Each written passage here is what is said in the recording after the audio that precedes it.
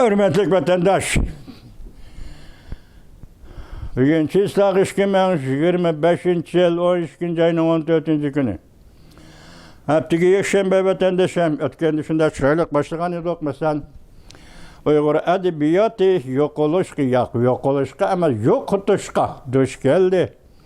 Uygur medeniyeti horlandı, Uygur tili, Uygur örpü adeti, Uygur turmuşu horlandı. Irak'tan aytqanda 70 yıl, keyindan aytqanda 12 yıl.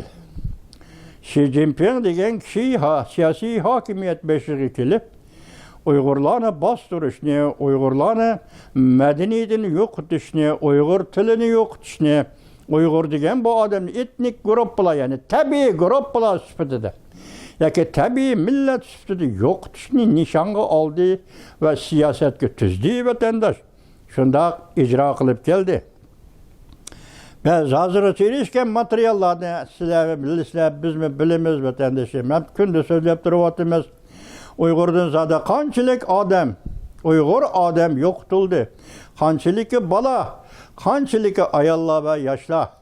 Bunu statistik kılıp ilan kılış fakat Uyguristan'da devletini asli keltirip bayrakını lepildetken günden başlap resmi aldı Uygurların statistikisi bilen dünyaya ilan kılınışı mümkün vatandaş.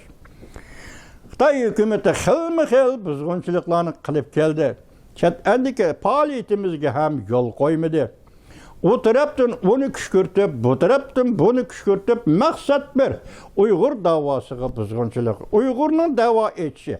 Amerika Qo'shma Shtatlarida Uyg'urning siyosat da'vosi etishiga buzg'unchilik qildi vatandaş. Bunun için ötkende ben dedim, 70 yıl içinde Xitay hükümeti Uygurlarga acır tipege iki sorun. Biri dini itikat sorunu hazır o tamam tügüdü. İkincisi tarih jurnalini devir kılgan aldı edebiyat sorunu. Yani edebi icadiyet sorunu. Bundan başka Uygurlar hiç kandak bir sorun, faaliyet sorun. Sorun faaliyeti orun vermedi Xitay'da vatandaş. Hazır bu iş kısmı tügüdü. Hazır dini itikat mı? Onu tügütü ben dedi. Şunun için cezalanıp türmede cezalarga diyeti vatkan Uygurlar sansaksız. Edebiyat mı? Hesapta onu tügütü ben dedim. Şunun için hazır türmede diyeti vatkan tüven malumatıyla hesaplagan töz neferden artık Uygur'un yazgıçıları, şairleri, cemiyet erbapları ve publisiki yazgıçılar muşlarının hemisi hazır Xitay'ın türmesi de vatandaşım. Bizden şairlerimizden Çimengül Avut, mesela Ferhat Tursun diyenler sizler bilirsizler. Ulanı Arlık'ta radyoda obda sözlep geldi. Yani şu katada yani nur olan kişiler, edipler, yazgıçılar, şairler türmeler kirip gitti. Bu arkalık Uygur'un edebiyatını yok atmakçı oldu vatandaş. Biz ötkende dedik, Uygur'un edebiyatı hazırgıca slop yaratkan edebiyat dedik vatandaş. Asan iş emas. Mustemliki bulup durup, mustemliki hükmürallık asıdı belgilep birgen mavzunu, timini gərb taşlap, uyaka kayırıp taşlap, uyakıştırıp taşlap, yana aşının içinin tırışçallık körüstüp, Uygur edebiyatının slobunu yaratış. Yani ki mustemliki, cemiyetki Uygur edebiyatının slobunu yaratış vatandaş. Mübalık bulup ketmişsen bu her kandak milletten koldan kildiği iş emez vatandaş. Uygur öz edebiyatının üslubunu yarattı vatandaş. Mesela şairimiz, merhum şairimiz Tiyipcan'ın Vatana kadar gazelli. Tügümez nakşa, onundan buru ilan kılgan şiiri eseri Tügümez nakşa. Ondan keyin Asasen'in şikayeti. Ondan keyin Valah da körüptün ölümü. Satira. Muşu eserlerinin royu merhum şairimiz Tiyipcan Aliyev'den kalemede ve koluda isyan, bir milletin royu kötürülüp atkan isyan, royu isyan kötürülen isyan, ruh, milli ruh bilen partlap çıkıp atkan müşündak bir haletli ekşetirip bende vatandaş. Mesela şairimiz hem mutefekkürümüz Abdurrahim Ötkür, Kaşgar keçisi, Ak bayrak emas. Men ak bayrak emas. İli suları. İli suları. Gördünüz, isinizde var ili suları. Hemisi isyan karakterlik şiirler. Bu şiirler, bu eserler cem bulup Uygur edebiyatının üslubunu yarattı. Müstemlike hakimiyetki karşılık körüstüvatkan ve nida, an, sada ve çuğukan işini yaşavatkan Uygur milletinin edebiyatı, Uygur edebiyatının üslubunu yarattı vatandaş. Mesela Zordun Sabir yazgıcımız bunun en ahırkı eseri Ana Yurt trilogiyası. O bütün bir jaryanda etken bir inkılaptın, bir galbe kılgan inkılaptın, bayrak lapıldetken inkılaptın, koçalarda her bir koşunu marşkı desletken inkılaptın sadası ve tarihi. Zordun Sabir Ana Yurt trilogiyası şundak sağ. Lekin bu merhum yazgıcımızın bir eseri var. Keyinki vaqtda toplamga kirgizdim vatan ichidimi diqqat qilmabdi men. Hozir aslab tagiga yetolmayman. Bu yozuvchi Zordun Sabirning tunji asari. Qo'liga qalam olib, yozuvchilik maydoniga tushib, ish boshlagan vaqtdagi tunji asari. Uning mavzusi nima edi vatandoshim? Tog' kayniga o'tkicha. Şinjan gazetinin edebiyat gulzari betide bir bet ilan kılınan tağı kaynağı ötküce. Bunun emis nimi tabiat bilen elişeş vatandaş. Tabiat bilen elişeş onun kendi yani bir taraf tağının taskeyi tarafıdın, gün düşmegen tarafıdın, tağının küngeyi tarafıya, gün düşüdüğün tarafı ötemen deyiş. Şeniniz mi vatandaş? Küçük bir hikaye. Tağ kaynağı ötküce. Destekli tüm hikayesi. Ben bunu Şinjan gezi türmüde kovantım vatandaş. Ya şu vakti türmüde boğallığım için ben şundak tesir kılışı gerek. Şundak tesir kılgan idi. Keyin onun toplamlarından göremedim vatandaş. Bir padişi jigit, bir padı koy.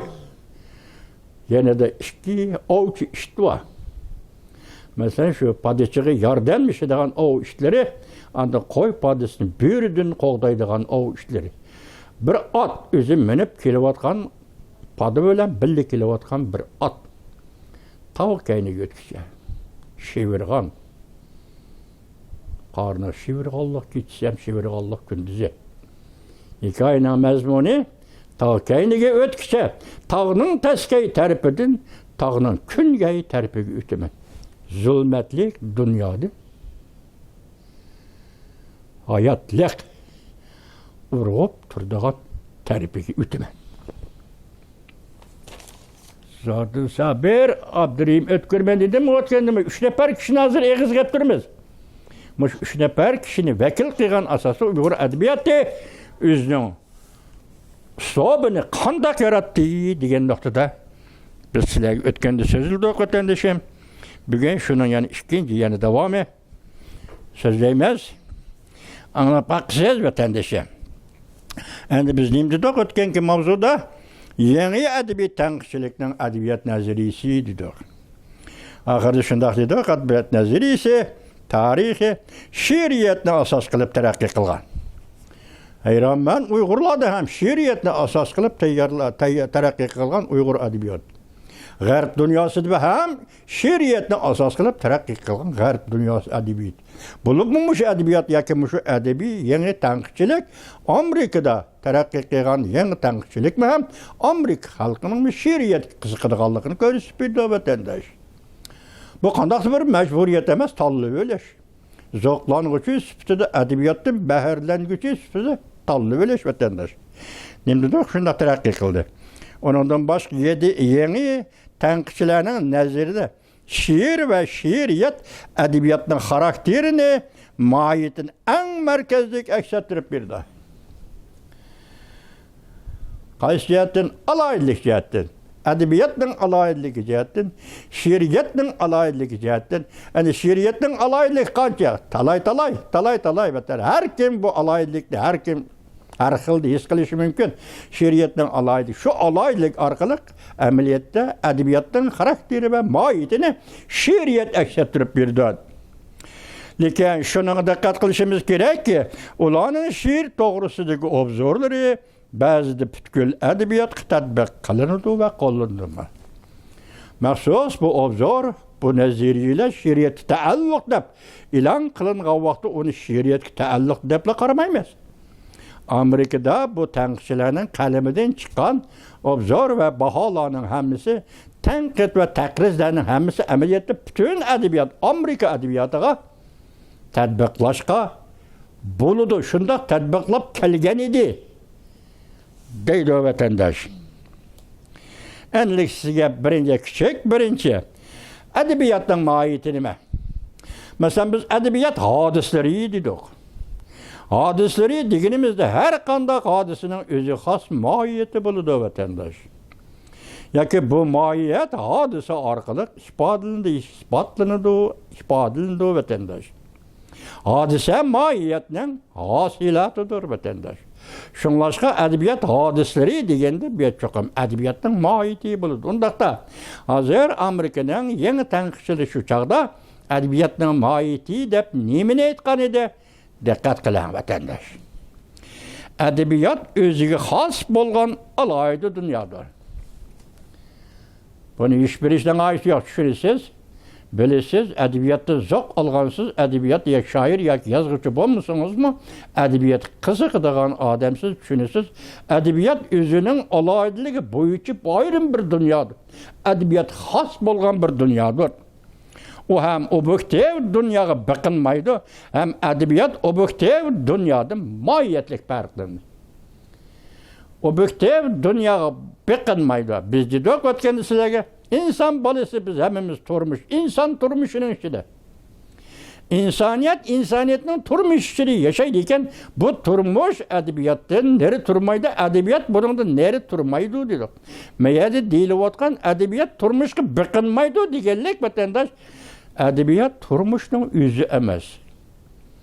O ikkinchi boshqa bir alohidlikka ega bir hodisa, ma'naviy hodisa. Ma'naviyat yani asosiy ta'kidlangan subyektiv hodisa. Subyektiv hodisa bilan obyektiv dunyo o'rtasidagi munosabat zodi nima? Bunun adabiyotdagi inkosi nima? Şiiriyat sohasidagi inkosi nima? Mana biz diqqat qilgan nuqta, mana shu muhim nuqta vatandosh. Lekin men bu yerda ko'z qarashimda adabiyot va turmush masalasida insoniyat turmush ichida yashaydi ekan, men turmushni adabiyotda neri tura oladi deb qaramayman vatandosh.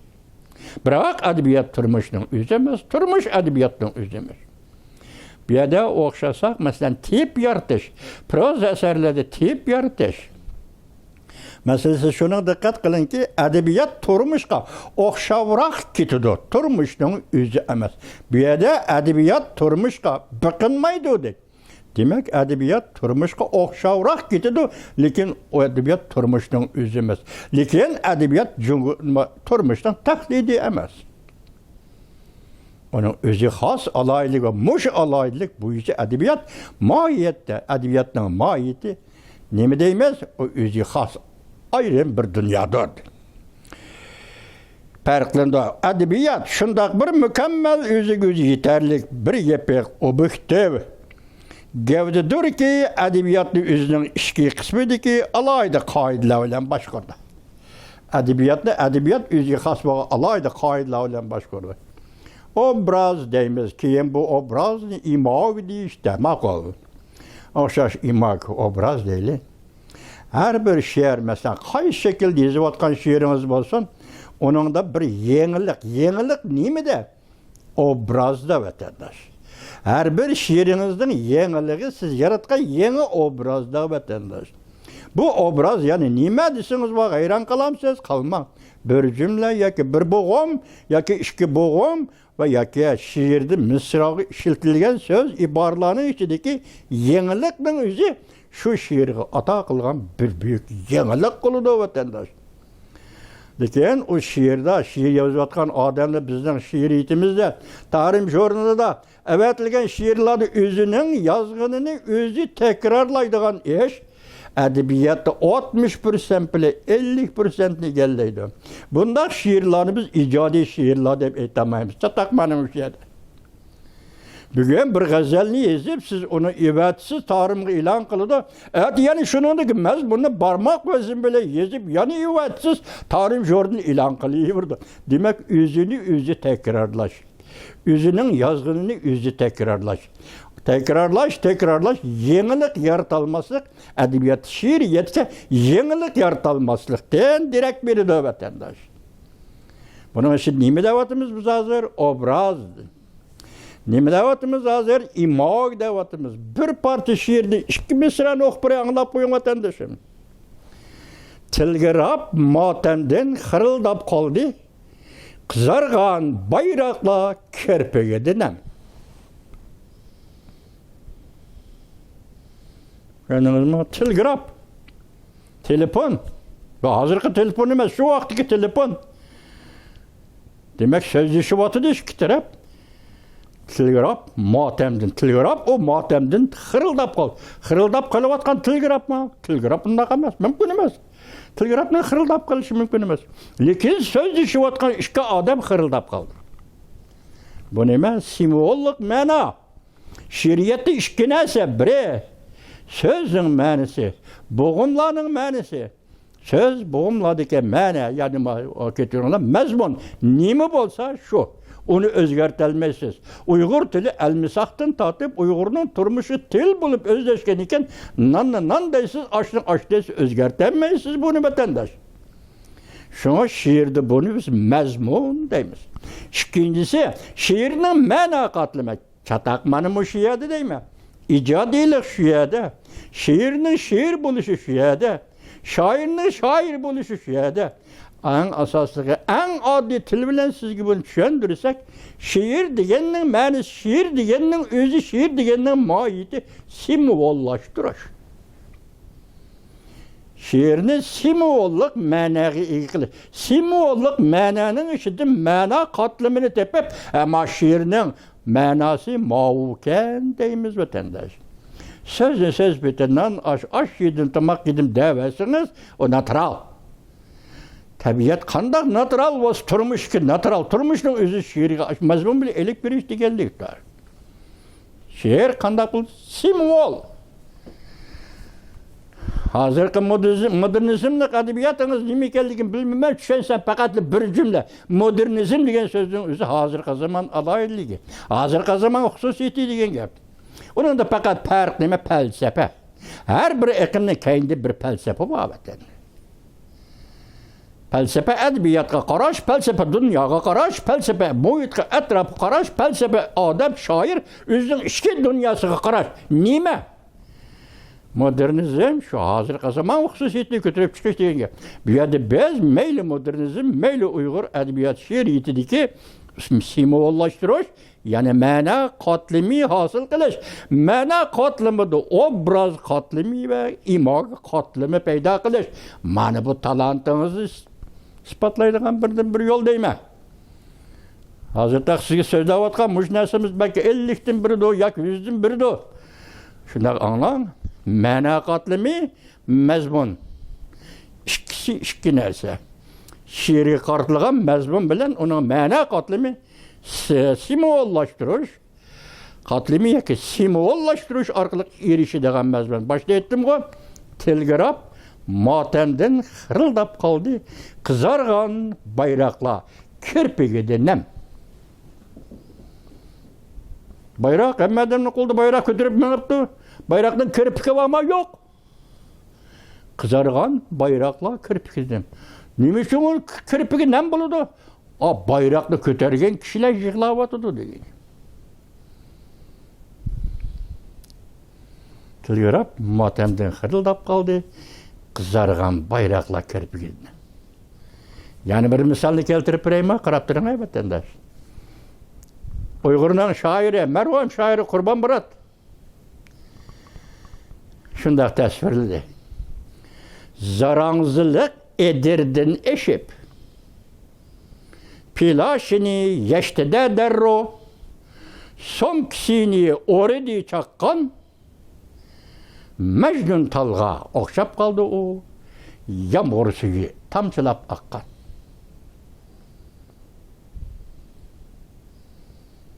Buniki şiiri til diye nime diye kendi söz deydik.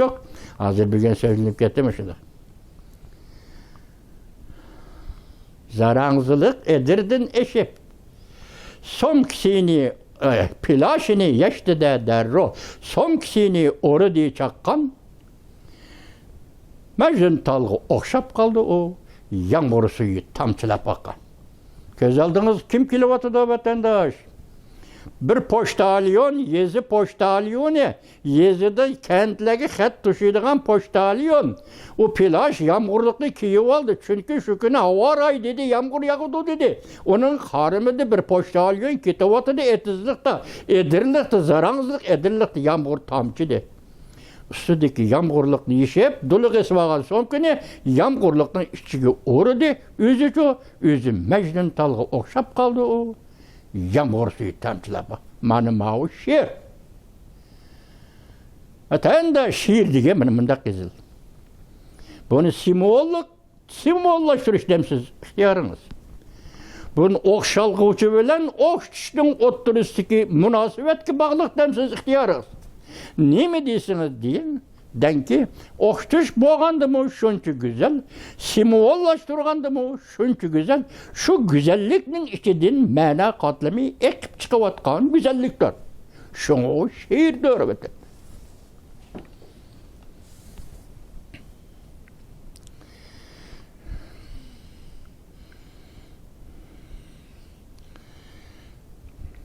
Edebiyat, özünün işgidiki alayda kayıtla bilen başkarıldı amanım şundak. Özü üçün mevcut bulup durdu. Özüdün başka alayda məqsədlərə vasitə bulup vermeydi. Man müşiyet yani benim kiçine bizim çakıdmışı diyen məqsədlərə, gaylərə, məqsədlərə vasitə bulup vermeydi. Man bu yeni edebi tənqidçilərinin edebiyat doğrusu da tüzüp bergen tabiridir. O yani Acibor Mekil adamın ismi belki şair ya ki nezirici. Acibor Mekil. Ekliye sözlerini yeküllepmiş neziriyeni yezivatkan kişi. Bundak dedi. Şiir ifadelemeyidir. Belki şiir mevcuttur. Şiir ifadelemeyidir. Belki şiir mevcuttur. Germaniyalı feylasuf Kaşir. Til felsefesi doğrusudur toxtalgan emas. Til felsefesini tədqiq edip bir sistem yaratkan adam. Kaşir deydi, ifadeleydi deydi. Çünkü o tilni tədqiq edip til felsefesini yazgan adam vatandaş. Germaniyalı feylasuf Kaşir. 12. növbet sözlüyle sizlere bugün İtalyalı feylasuf Kroç ne deydi odan vatandaş? İfadeleş meselesi kelsek, bir şiir neğiz kalmaptı, sanat doğrusu ki bu ayrım sözlerimiz ki ona. İfadeleş meselesi kelsek deydi. Hakiki hukum, nukul hukum, fakat hakiki hukum ve nukul hukumlarla ifadeleşke orun bir diye ki hakiki halda ifadeleydi. İfadeleş üstüde kitibatkan gepçi mi vatandaşı? Bu umumilikige. Hem şundaklık konkretlikige. Mesela hukum umumilikige mi?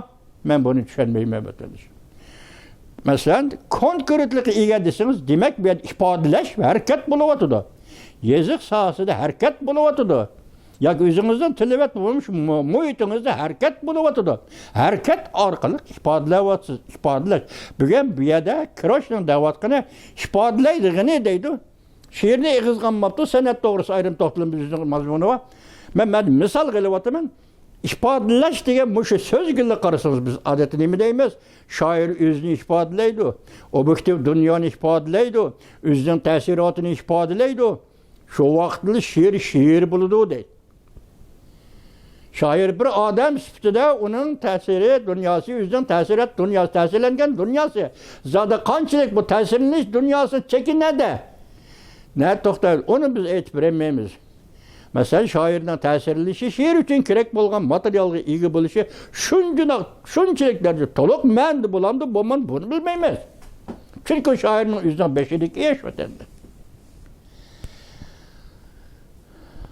Şunu bir ifadeleş nokta nazardaysak, kaşer paylasob kaşer uç kaşkar deydi, ifadelemeydi.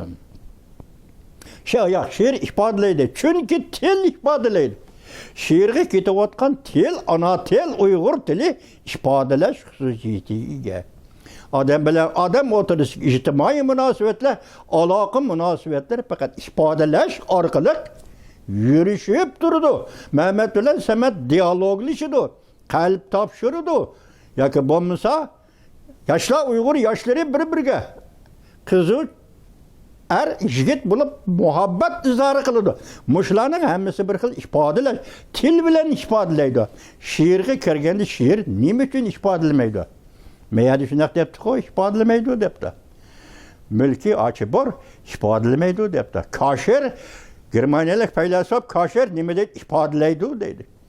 Bu yerda hozir İtaliyalik faylasuf Kroch nima deydi? İfodalash faqat bu haqiqiy hukmning ishi. Yoki noqol hukmning ishi. Bu faylasufning gapi to'g'ri. To'g'ri. Chunki bir hukm tashqi dunyoning sizning mingingizdagi, kallangizdagi inkosi. Til orqali hukm shakli keltirdingiz. Til orqali hukm shakli keltirganda nima bo'ldi? Bu ifodalash bo'ldi. Hukm tashqi dunyoni ifodalayapti. Bir hukm bilan tashqi dunyoning munosabati. Nerito, berito demaydi. Her qanday hukm tashqi dunyoning inkosidir. Sizning mingiz keldigan inkosidir hukm. Bu hukm shunday taraqqiy qilib, oxiri bir-birini inkor qiladigan ziddiyatlik jarayondan olqib chiqib va yakuni tamom tashlab etib, qayta isbot talab qilmaydigan darajaga yetganda har bir hukm falsafa kategoriyasi bo'ladi vatandosh. Maqama hozir Kroch dedi, biz uni to'g'ri dedik. Nimishqa uning ifodalaydi degani noqul hukm ve haqiqiy hukm deyapti. Masalan, Germaniyalik faylasuf Kaşir nima deydi? Şiir ifodalamaydi deb boshqacha aytyapti. Qo'y.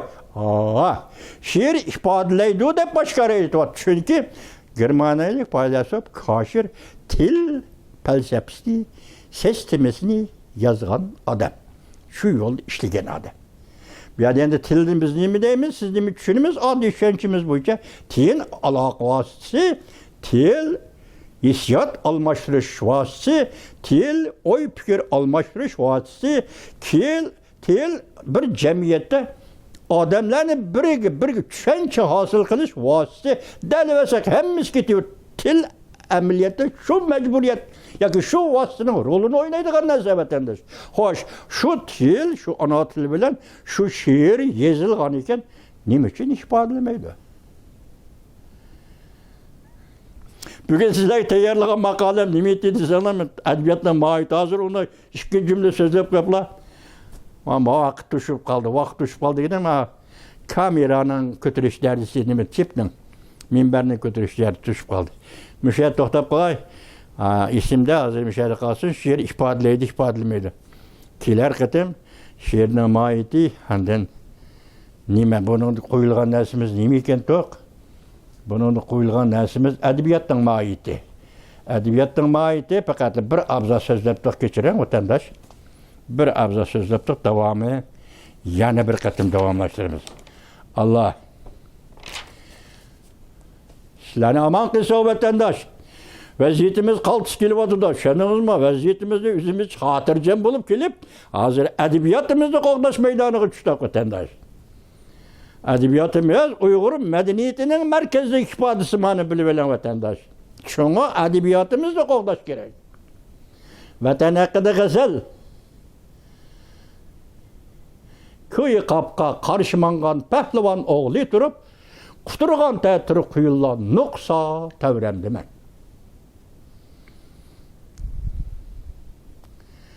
Valaqta körüptün ölümü. Ey katip mahakni yıkkına çapsan. Sözümni anlısın tizilip retke. Muşundaq çağda neziriyeni bağlamak bek kolay əməliyyətke. Ayada ot kitib otudu. Bina uya bir köyüp otudu. Bir yerde sekreter Van Şuci, Can Şuci neziriye sözde otudu. Ot üçünü iştigen kandak oldu, kandak esak ot üçüdü, kandak esak ot yanıdır, neziriye sözde otudu Van Şuci. Sekreter Van Şuci neziriye sözde otudu. Ayada ot kitib otudu, ot köyüp otudu. Valaqtak görüptün ölümü. Kandarken şairleri Uygur'nın. Uygur'nın şairleri kaysi derece eken. Muşunu yüzümüzden tili arqılıq bir çüşpaqaylı vatandaşlar.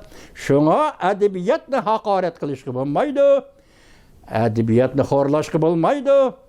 Uygur medeniyetinin meyle kademi, meyle hazır zaman medeniyetinin merkezlik ifadesi edebiyattır.